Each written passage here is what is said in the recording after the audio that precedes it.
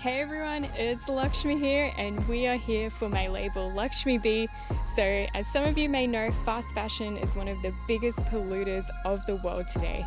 So it's very important to be sustainably conscious, especially when it comes to fashion. So one of the ways that we can all help is by simply re-wearing, restyling or recreating something that we already have in our own wardrobes. And another little thing that I like to do is vintage shopping.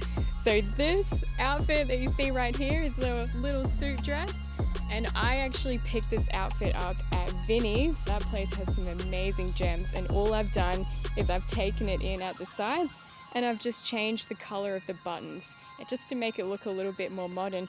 The really cool thing about buying vintage is not only are you helping the globe and being sustainably conscious, is you also get a really cool story behind the pieces. So this dress is actually from the 80s, which is really cool, and its original owner was this amazing socialite from Sydney, and she only wore pink, so her whole wardrobe was full of pink items.